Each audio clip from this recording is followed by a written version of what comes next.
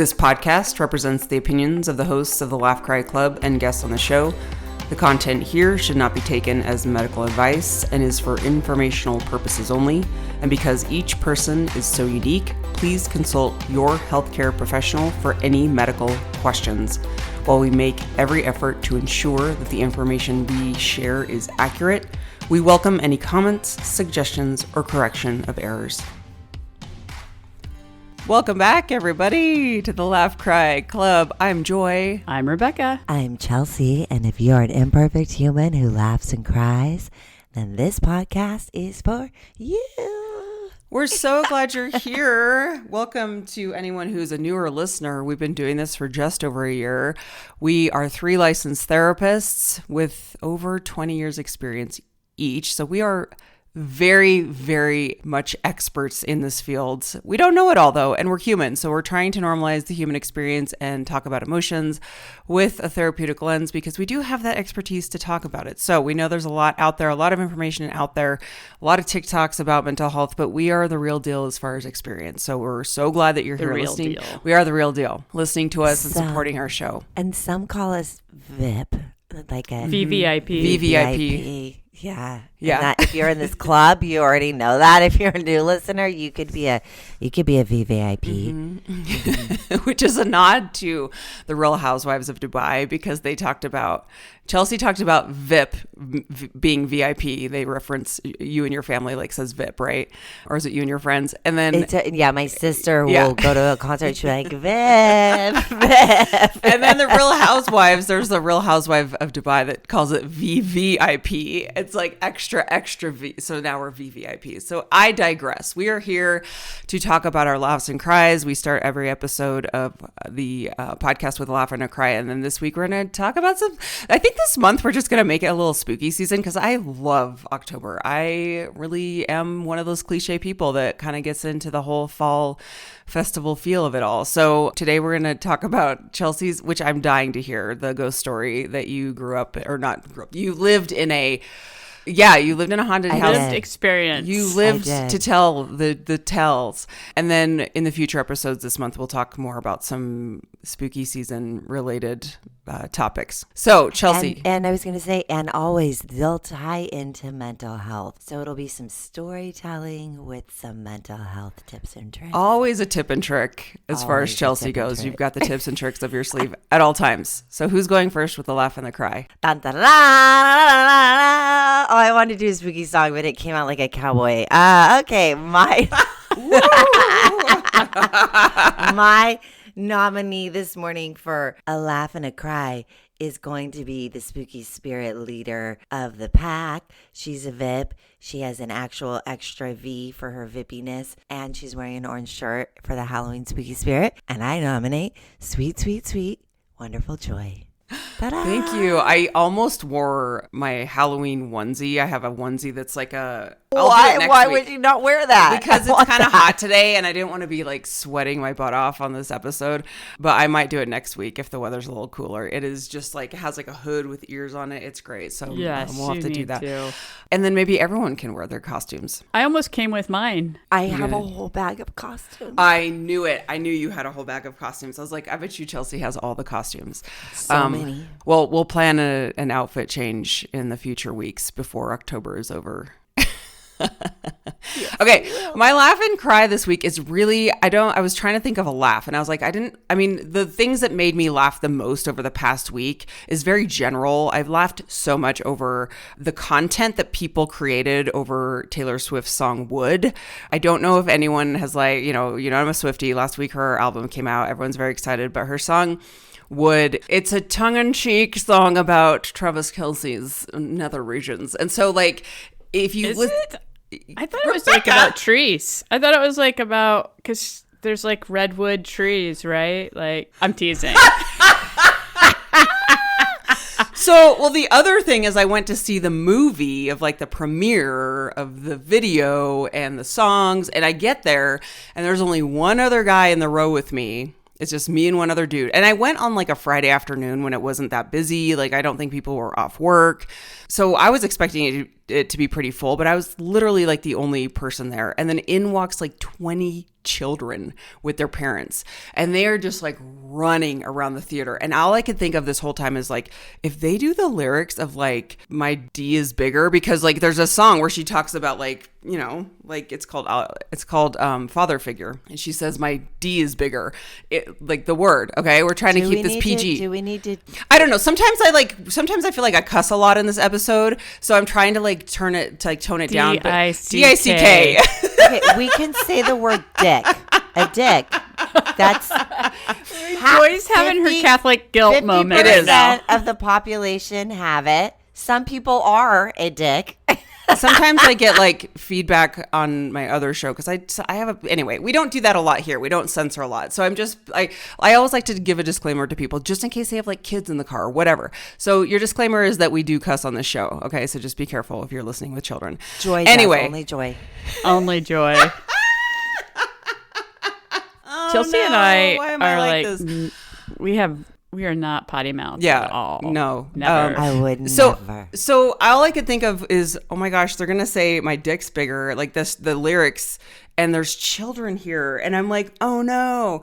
And then of course, like they have a clean version of the album. So the whole album is like, because there's some like really, you know, cheeky lyrics on this album. So anyway, so that was my laugh, was all of the content people creating of people finding out that she wrote the song about Travis Kelce's penis. And well, it was like the funny thing is she talked about this on Jimmy Kimmel, where she's like, it started out as kind of like an innocent just song, but then it just like went off the rails, which I thought was also very cute. But the content people make, people are so freaking funny, and I just appreciate that about humans. Like the internet can be a very scary place to live, but it also can be such a fun place to live. So I've been on the side of the internet in the past week where everyone is just like having a great time and being very positive. So that has been my laugh. And then my cry this week is like, I've been feeling overall pretty good and pretty stable, but this past week I have had like one of those wave of mood swings where it's like, okay, the fall, the change, the full moon, PMS is setting in, where everything, I was irritable to the most irritable degree, where everything was just pissing me off. And I know everyone can relate to that, where I'm like, you know, when I'm walking the dogs and their leashes get all tangled and I'm like, you guys, get your shit together. They don't know how to get their shit together. They're dogs. You know, so like any little thing where like I was kind of laughing at myself at the same time, where like the week before I'm like dancing in the street, and this week everyone's looking at me like having a conniption in the street, like with my, you know, leashes getting all tangled. But it was just one of those moments where I was like, okay, I'm just going to allow myself to be in a really pissed off mood and not try to change it. And I'm going to let myself cry, and I'm going to let myself just like be in this whatever it is, which also felt really good, because I think in the past, whenever that happens, I tend to like overanalyze it and freak out, but it has passed. I feel much better today, but it just, no matter how many times it happens and all the tools we know how to deal with it, it still feels shitty. So that was my cry this week. I mean, that really reminds me of that. I made a post yesterday on Dr. Gabor Mate, and he talked about this with PMS. He said, yes, I saw that. I loved it. I forgot to tell you how helpful that was, because I saw it. Yeah. He talked about, you know, women's hormones, and that's a very Western thing. Which part? The calling it a diagnosis, like there's something wrong with you. Right. When really truth could be that there's something wrong that's not boundaried in your life, something that's not working, and we tolerate that for the 3 weeks out of the month, and then your period comes and it's the truth teller. Like, this shit is not fucking working, and it becomes that we cannot tolerate it. And I know, you know, Joy, you've been in transition with various different things for a while now. I wonder what would be different for all of us, because I have the same thing too, and I'm gonna try it. I wonder what will be different when I do go through PMS, which happens to me, and I say what is actually not working, and explore it in a way that's curious and kind, rather than trying to cope through it and like knuckle it. Like I wonder what would happen to go to that that deeper layer because I'm one of the people who have been like, I have chronic PMS. As I'm older and I'm on hormones, it's actually better. But it'll be like, I used to rage. I used to like so angry, so irritable, so all these things. And when I look back now, objectively, I'm like, oh, I was burning the candle at both ends. I was swimming uphill and then got a few symptoms, took the edge off enough to explode. So anyways, I just thought it was really interesting and I really appreciated it, and I am going to actually be deep diving more into that because it felt very validating and very true to me as a woman. Yeah. Thank you for saying that, and thank you for posting that because I do want to read up more on. Was that on a podcast that you saw? Yeah, it was. I can share it with you. Yeah, I love him. I've followed him for years. He's a compassionate genius. Yeah. People out there, if you're not familiar with Gabor Mate's work, look him up. He's done countless podcast interviews. Such a genius. Just the way that he talks about trauma and emotions and being a human is so compassionate and really makes you feel less alone. At least it does for me. So I'm glad that he talked about that, and I'll have to look it up because that makes so much sense. Because I think the part, and I know Rebecca, you've said this before, and I think we all can relate to being like irritability is, I think, the hardest part for me because it's like when you want to like jump out of your skin, it's different from anger. It's different from sadness. It's just like this. I feel like I want to jump out of my skin and I like can't get it off me. So like trying to get down to the emotion of like, what is it maybe that you need as opposed to being like, what the hell's wrong with me?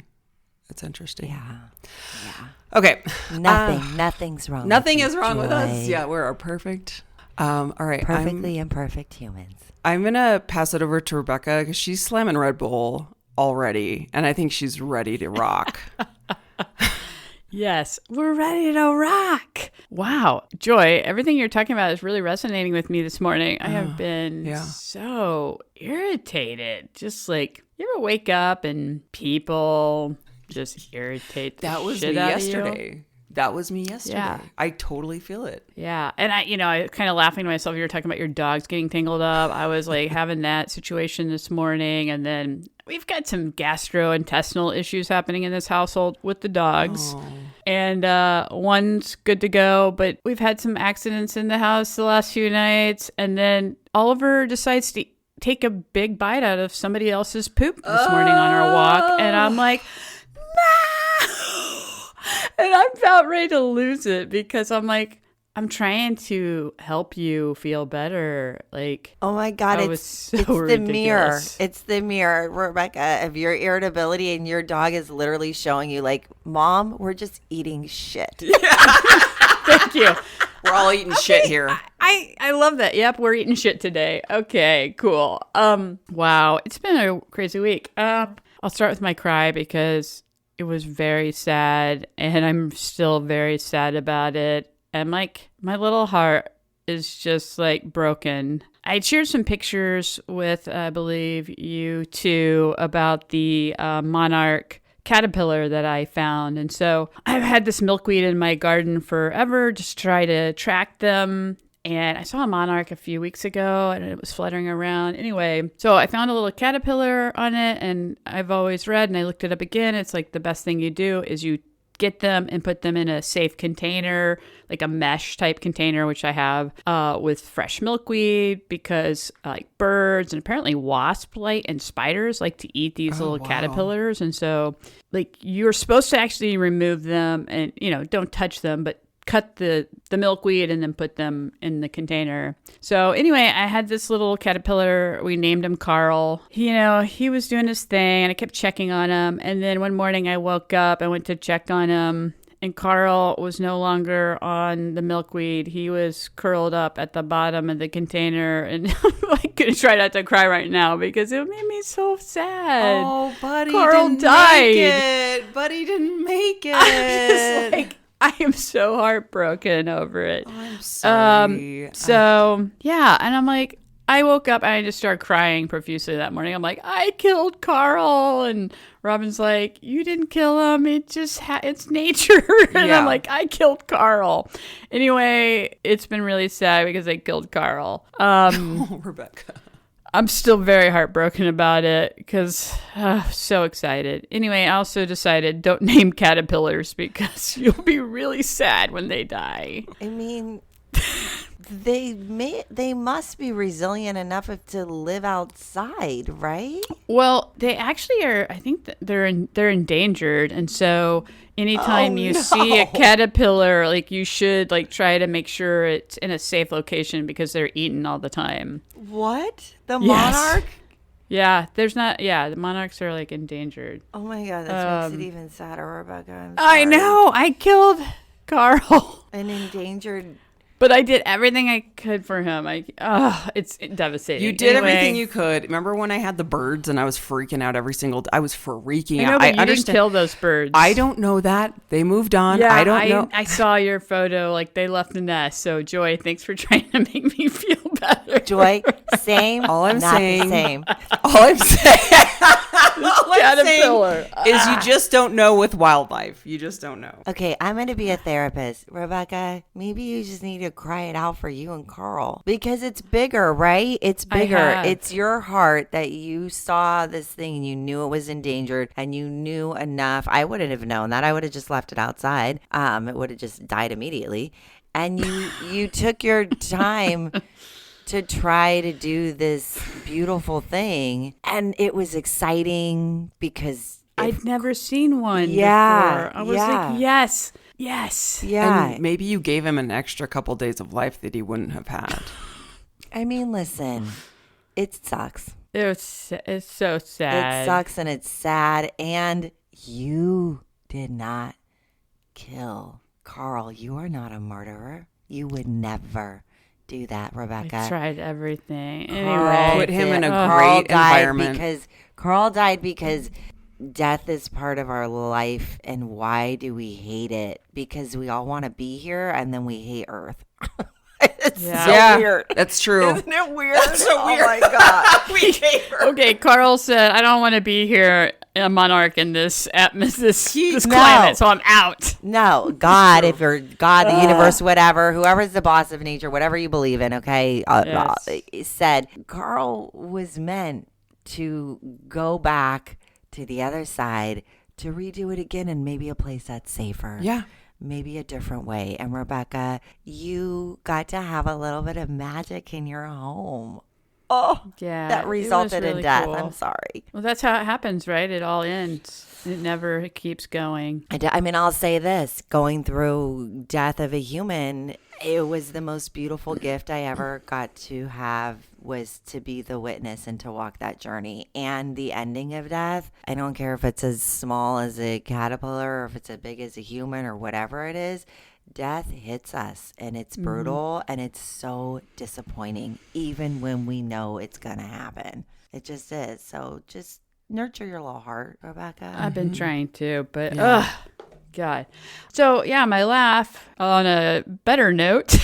I want to jump through the screen and hug you. I know. I want to hug Rebecca. Her eyes look so sad. It was awful. So my laugh has to do with, I caught part of the Kelly Clarkson show where Sarah McLachlan's on it because Sarah has a new album out, and also the Lilith Fair kind of movie or film. It's out. Watch it. I was huge Lilith Fair follower. Been several times. Magical. We have closed caption on most of the time at our house because I can't hear, and I don't wear my hearing aids as I should. And I walked in, and they're singing a song together, and they're singing "Building a Mystery," and I start cracking up to myself because I say out loud, I'm like, wow, I never knew these are the words to Building a Mystery. I have known this song forever and I sing it all the time, but those are not the words I sing. And it just really struck me as being hilarious that song came out like in the 90s probably, or really. Oh, yeah. And but what I've been words? singing it wrong for like over 30 years. What do you sing? What are the words that you got wrong? I don't know. They're probably different every time. Or maybe I hum part of it. But, or when the chorus comes, I really dedicate myself because I know, we're building a mystery. This is like a Gen X thing because my Totally. kids look at me appalled. They look at me and they're like, do you not know the words No. to this song? This was at your generation, Mom. And I do the same thing. I'm singing some shit. I've been singing. I switch it up too. I do some hums. When too. When the chorus comes, I'm so good. Me too. It probably is because I'm even thinking back. So we were like getting like tapes, right? Sometimes there would be like in the liner notes where it would have the words to the songs, but there was also a lot of times where the words of the songs were not included.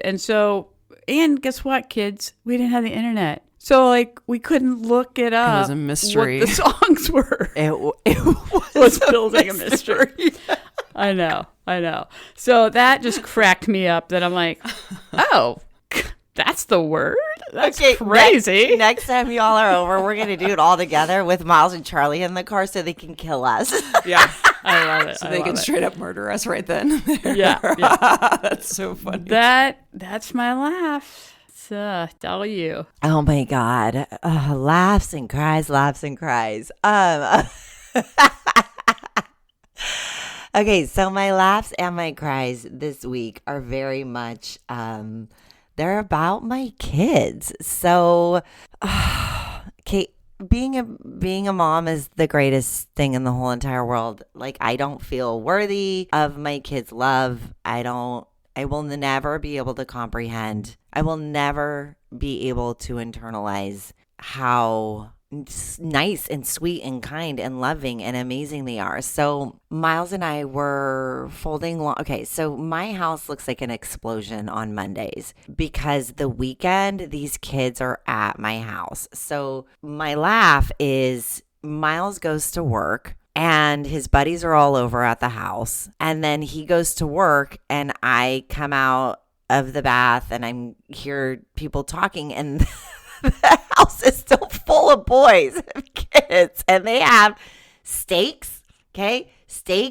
French fries, Mountain Dew, like they have all this and I look and no Miles, Miles is gone. And I'm like, hey, so Miles is at work. They're like, yeah. And I'm like, so are you guys like staying here? And they're like, well, yeah.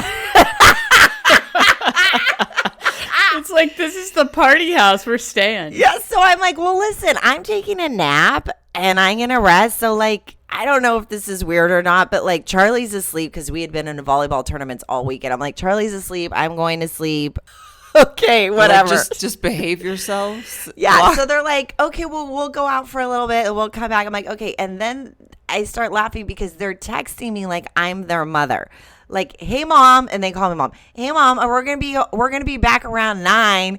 Do you need a steak? Do you need like I'm their parent? They're checking in with me on a Saturday night. Miles is still at work. Okay, so they all come back to the house. They're cooking. They'd already bought all the stuff. Okay, so they'd bought all the food. They had stocked the refrigerator. They had hung out. They had left. Now they come back and now it's a cooking. This is impressive that they're a cooking fiasco going on because they're all wrestlers and they're cutting weight, which, okay, I love the cutting weight. So there's steak, but then one kid throws in some French fries and then Mountain Dew, tons of Mountain Dew, like not Diet Mountain Dew, just like I can't. So I go in the kitchen and they're like, I'm helping them cook, which is a joke and is laughable because I don't cook steak. I don't barely cook at all. Like I don't. Eggs and toast, baby. Yeah. Eggs and toast. Yeah. Egg and toast, guys. That's what you get if you're here. So they're cooking. Charlie has her girlfriend over. They've baked cookies. Like it's so cute. I love that these kids like live in my house. It's the best. And so that just makes me laugh because I'm like, it's like this chaos of wonderful kids, like good kids, and everything's happening and I'm just witnessing it. And it brings me the most joy and it cracks me up and it makes me laugh even more that Miles was not here. And then he comes home. That's so funny. And they've saved him steak. Like there's some raw steak so they can cook him a fresh steak at 11:30 at night and watch UFC. Like it's just, and how they make the steak, y'all. They make one steak, and then they all take bites and eat it. Like they kind of pass it around. Then they go and cook a fresh one again. Oh my God. That's hilarious. It's so fucking funny. Okay, so that is my laugh, and this just happens at my house. My cry was the Monday morning, or Monday afternoon. So the house will look like an explosion because it's been full of kids and chaos and fun and all the things. And then Monday comes, and I'm like, I clean everything. Miles and I were folding his laundry at one point, and I'm looking at him, and he's got these big hands. He's about a little over 5'10". His face looks a lot like me. His mannerisms are of his father, and he's folding laundry, and he's talking, and I look, and I get that attack that happens. If you're a parent, you know this. If you're a parent and you've been through grief, you know these kind of magical moments. And I look at him and I go, buddy, oh my God, I'm going to miss you so much. And he just looks up and he says, miss me? I said, yeah, when you graduate high school, which he's only a junior. We've got time, okay? But this time feels like every single second. Well, yeah, and it goes by so fast. Yes, and I'm just holding on, and I'm watching his big man hands and his hairy legs, and he's growing up. He's more turning into a man than he is a little boy. And I look at him, and I hug him, and he hugs me, and I said, God, I'm gonna miss you when you leave. It's gonna be so hard. And then he looks at me, and without missing a beat, he goes, well, you can just live with me. And I'm like, what? And he's so sincere. I'm like, I can live with you, and he's like, of course. That's so cute. I know. And I'm like, Miles you would is the cutest, I swear. He's so cute. And I'm like, you would want your mom to live with you after you graduate and move out of the house that we share? And he's like, you're my mom. Of course. He's like, I don't think you'll like it though, because I'm going to have a mattress on the floor, and then next to the mattress will be my Xbox. And he's like describing this like bachelor pad. He's like, so maybe I'll get rich and then you could have your own space that you would actually like more. But yeah, you can live it.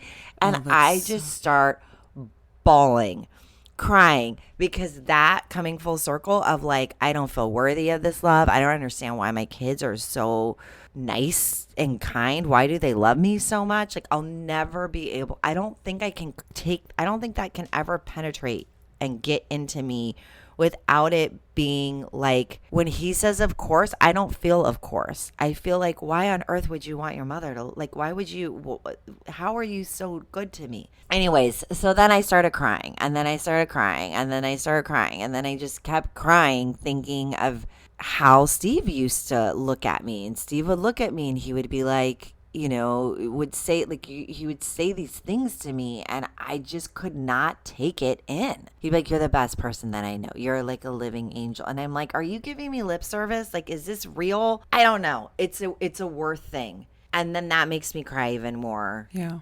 Because I'm like, it's the nicest feeling in the whole world, and it's so uncomfortable. I don't know. I could go on. I completely hear you. I think a lot of people can relate to what you're saying, is when people give you that much love, it's hard to take that in. I don't know many people who can, like, it is, for whatever reason, I think it is like this worthiness, or kind of like this, your heart almost wants to explode because it's so much. But maybe that's the work for a lot of us, is to like let that in, because truly it's real how much they love you. Yeah, and I look and I'm like, they don't have all those issues that I had. I mean, and they've been through some shit. I mean, they've been through parents' disaster. They've been through, I mean, Steve and I had split up. We'd gone through like 2 massive explosions in the 18 years we were together. They've seen us be like complete, that's the hard part. They have seen their parents be complete fuck up disasters. Like, if you've, the ugly shadow self that we all have, my kids have seen that. And I'm like, how do you still love me? Because of all the years they've been alive, my bias brain goes to my fuck ups. My bias brain goes to my human side of not being perfect as a parent. And I guess they don't see it that way. Because I asked them the other day, I'm like, well, what was your childhood like? Miles was like, it was great. It was wonderful. And I'm just thinking of like my fucked up shit. It's so weird. Anyways, this is like a whole deep dive.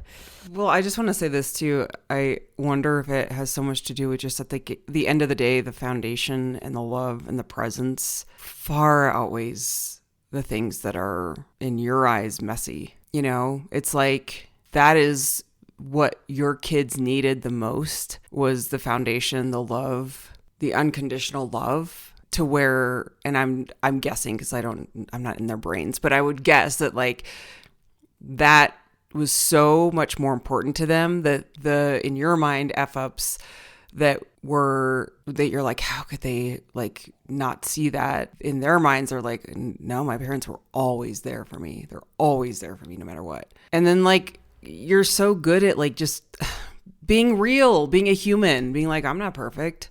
I almost feel like, Chelsea, you probably have had a corrective emotional experience in your own parenting. Oh my God, you're right. Your kids felt seen and heard, and that's what they've carried forward, because they're like, yeah, why wouldn't I want my mom? Because she's totally cool. She loves me and she sees and hears me all the time, and she always has. But you know, you're thinking about like all the fuck ups, right? Because that's what we all do. We are, as you will say, like our brains are wired for negative. But you've had a corrective emotional experience in your parenting. You're right. I've had the corrective emotional experience because I have the non-judgmental, consistent. Yeah. Oh my God, you're right. I have that non-judgmental, consistent, like I see you and I love you. And yeah, because our house is very much like there's no judgment. You can say anything, do any, like, we don't have that kind of critical, that's not this environment. It's very much kind of come as you are, all kinds of say anything, do anything. I mean, I remember that with Miles's buddy once. He goes, oh my gosh. He's like, my mom we'd be in so much trouble right now. And I'm like, why? He's like, because they were like talking about, talking about boy stuff. And I'm like, I guess maybe that's the therapist, right? Like there's not much people can say, like unless you're a pedophile Right. or like just a horrible piece of Right. shit. I don't have a lot of judgment. I'm like,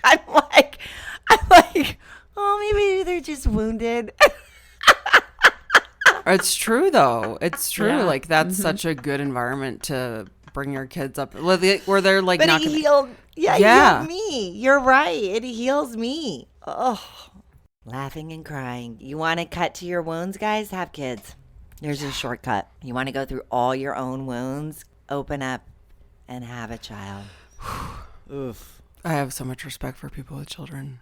I think there's a part of me that worried that I would not emotionally survive if I had kids because of that. I know that sounds like kind of crazy, but like there's a part of me, it's like, I don't know if I could emotionally, I mean, I could if I did, and like if I chose to have kids, but I'm like, man, the emotional capacity, sprawling fields of emotions that like you have to navigate all the time. It's just a lot if you choose to do it. And I think a lot of people struggle with that, but like you dive in, you analyze it, you look at it, and that's what makes you such a good parent. And I had a soft start. So that's the truth. I did not think I was going to have children. I never planned on having children. In fact, I have an adopted daughter. I fostered kids before. I was like a teenager, really good at teenagers. And I saw no point in having my own kids until my sister had my niece. And I watched my niece. In fact, when my sister gave birth, I cried when I was in the room with her. And I said, I don't know. What if I don't love this baby? I don't know anything about babies. Babies scare me. I don't like babies. I'm not good at babies. And I was hysterical as she was giving birth. That was fun for her. Yeah. You're like, let me make this about It's me. like, Chelsea, Yeah. Let me just hijack your entire birthing experience and be like, I'm afraid for myself. What a lunatic. Okay.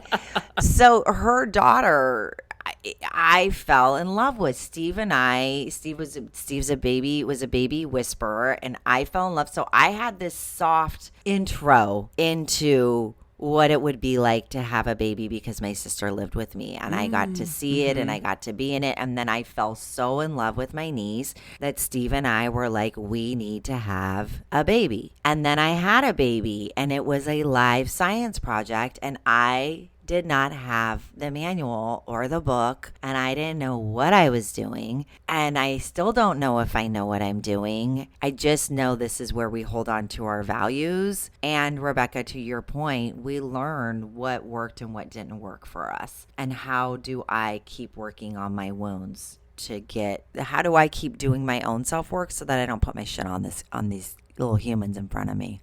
In the words of Chelsea, well, should we pivot into a ghost story? Yes. I can't wait to hear It's this. spooky season. It's spooky season. Okay, I can't wait. Spooky. Okay, so young Chelsea was probably 21, 22 years old when I lived in this massive white house, beautiful white house. It almost looked like a colonial style house. It was 3,600 square feet. It was impeccably decorated, but like old, like the old good wallpaper that was like wealthy, right? Like the fixtures, everything was pristine. I can picture it, yeah. And old. And I don't know when the house was built, but it was not a new house. It was like solid and, real hardwood floors. The big, like those beams like out front. What are those things? Are they Pillars? Yeah, the yes, columns, the pillars. yeah. Yes.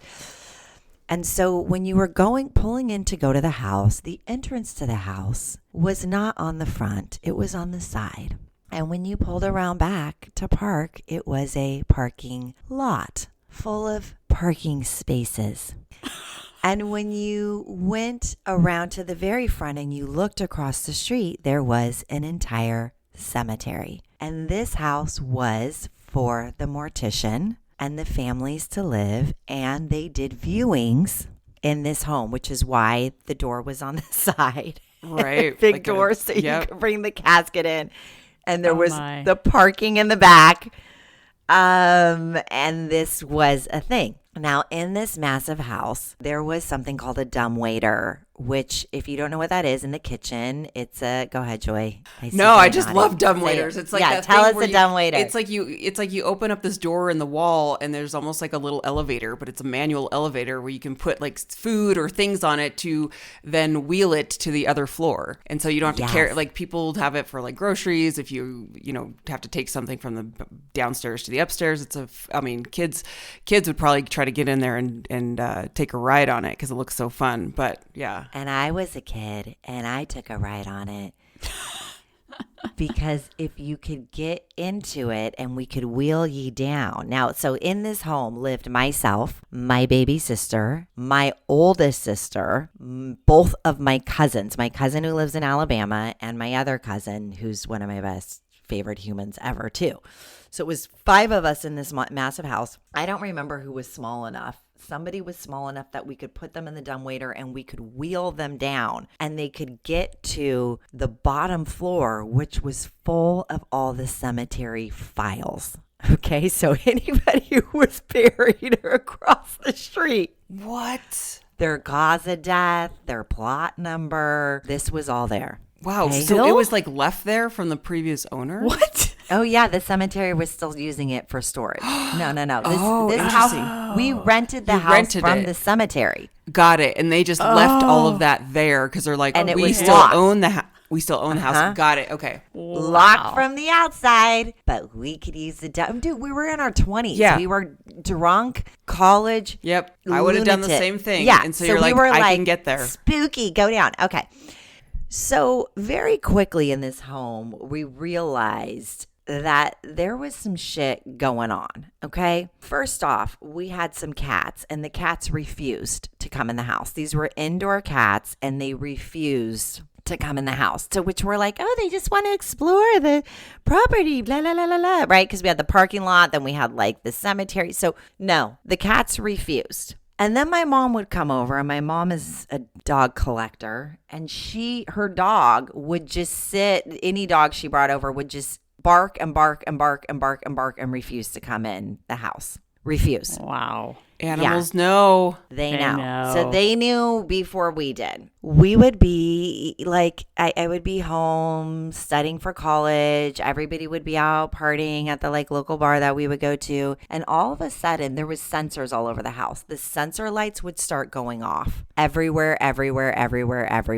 And I would be like, what the fuck? Because I mean, there's the cemetery across the street. There's like next door was just like a big field of nothing, like trees or whatever. And then we had like one neighbor, and we were on a pretty good sized property that was fenced because it was a parking lot. Okay. all these lights are going off, and I would be like, oh my God, what is going on? And I would get up and I would see like a shadow go by. No one was there. And this kept happening. And it would be like, I would be in bed and I would hear, Chelsea. And I would wake up and there was nothing there. It got so bad that I thought maybe I was turning into like a schizophrenic. I was like, what is going on? So I call my mom, and my mom's like, oh yeah, the dog won't even go in your house. My dog just barks. That's because there's something going on. My mom's very religious. Like, you need to pray, blah, blah, blah. I called my dad. My dad was a pastor when I was a kid, and he's like, no, this is all in your head. I'm like, the fuck it is. Wow. So we would have these big parties, like massive, hundreds of people parties, keg parties, Halloween party. I mean, our house was a party house. It was perfect. You had a parking lot. Yeah, we did. We did.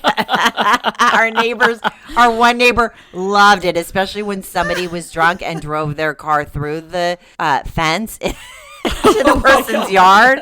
Yeah, I was wild as a kid. Okay. So people who would spend the night at our house, like crash out, get drunk, spend the night our house was a party house.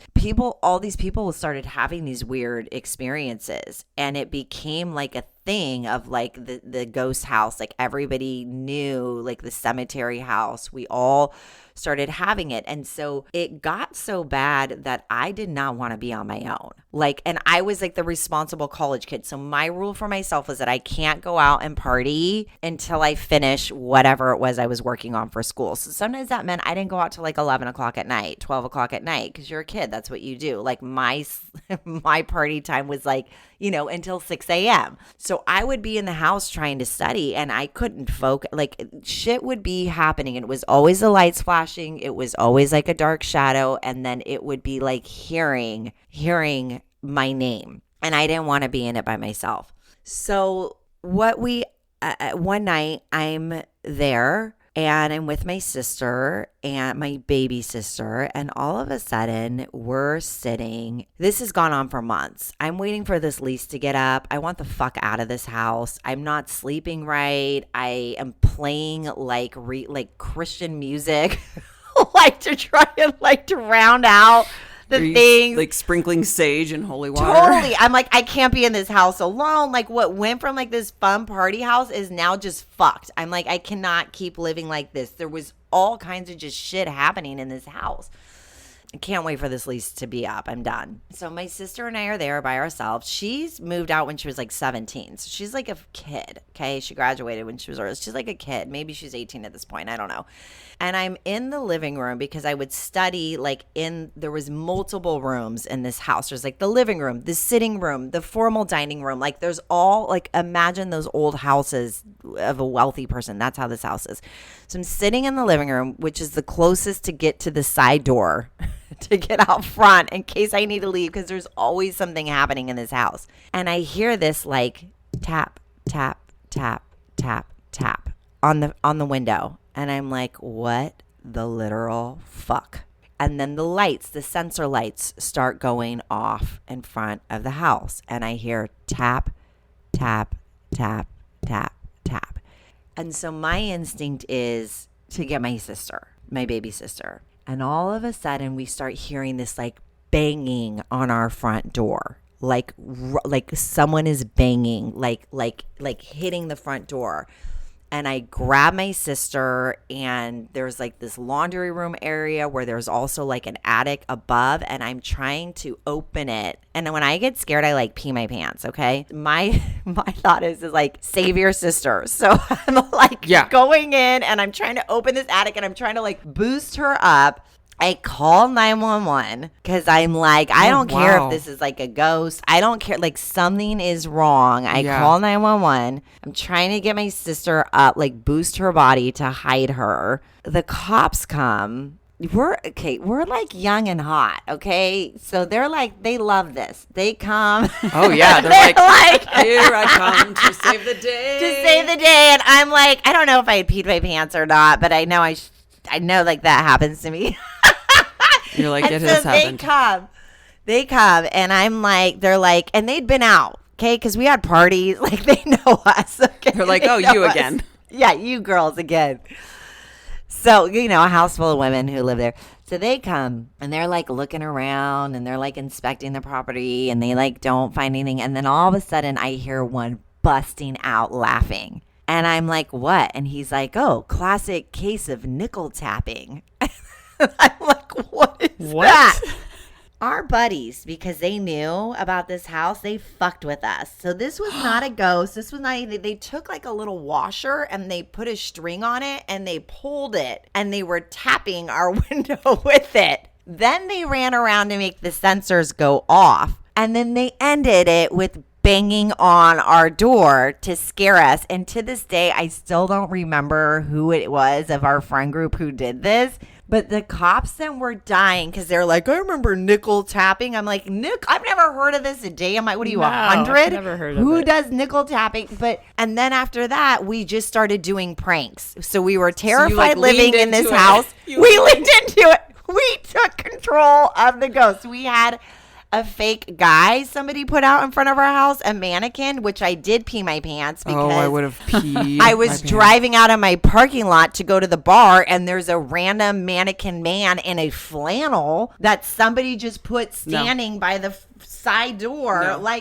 We went from all this scary shit to then it became, because we were such a party house, people doing pranks. Okay, I love that you like took control of this, but like were weird things still happening on their own, and then you were just kind of, and then it probably took the charge out of it because you're like, well, no, it never wasn't scary. It never didn't creep me out, and I started thinking that I needed to check into a psych hospital. I started thinking I was schizophrenic, and I kept thinking there was something really wrong with me. I didn't want to eat lunch in the house by myself. I started refusing to be in the house. My sisters, we just kept people in this house all the time because there was so many odd things that would happen. Mostly shadows, mostly like you turn to talk to somebody thinking it's one of your roommates or your cousin or whatever. Nobody there.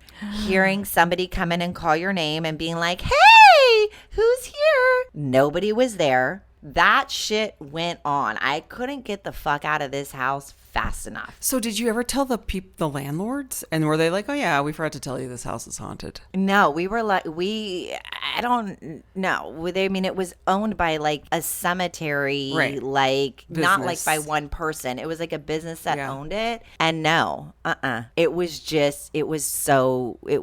terrible. So it was terrifying. It was terrible. I could not wait. I didn't sleep through the night. I had friends sleeping over all the time. Like people were telling stories of like when we would all get up to go to work and there would be like the last hungover person sleeping. They would have stories. Everybody, if you were at that house, you had a story. You had an encounter. There was never something not happening. And there was things like that nickel tapping where we would hear like a knock on the door and go to open the door and nobody would be there. But this was, once we all were like commiserating and like all of this kept happening, then by the end, before we moved out, that's when we took control.